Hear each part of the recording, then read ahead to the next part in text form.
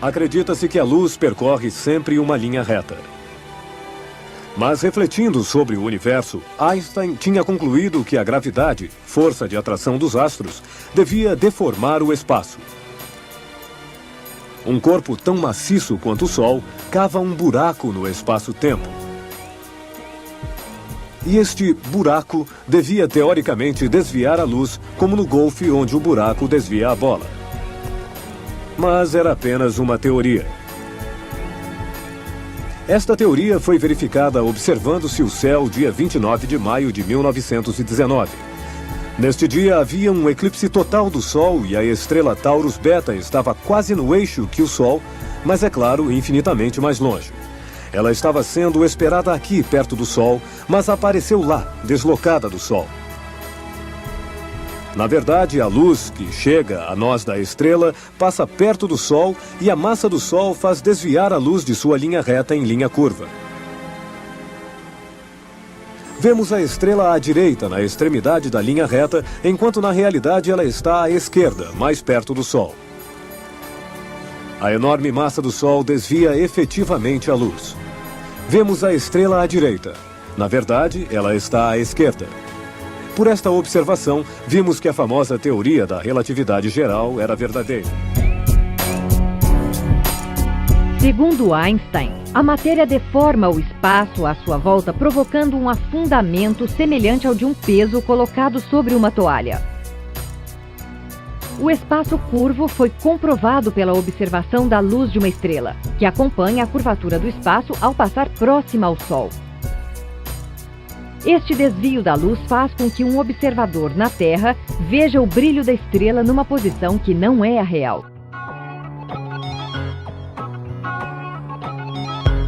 So, let's go back to the analogy of Einstein's field equation of the trampoline curving to generate gravity. So basically Einstein said gravity is the result of space-time curving like the surface of a trampoline.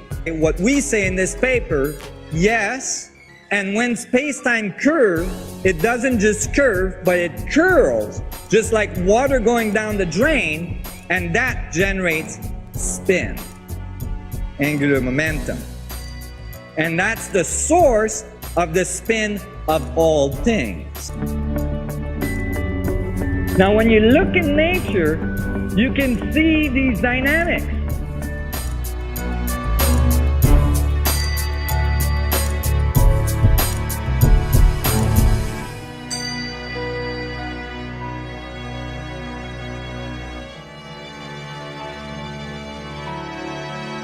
There is actually currently no appropriate geological description on how the moment of inertia of our inner core of the Earth occur.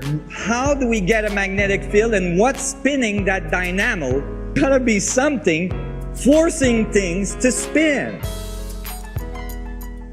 The new solution that we wrote detached the frame of reference from the rotating metric so that we have an appropriate description of the physics at hand. And the result is that you have torque and Coriolis forces applied to the system directly from the space-time manifold. And so what, in terms of curvature, so it means in terms of gravity is the curvature of space-time. So if space-time is not smooth, as Einstein described it, that means that when it curves, so basically what this is saying is that it's correct that it's smooth, but it's only smooth at the scale of human beings because we're so far away from the scale of the Planck.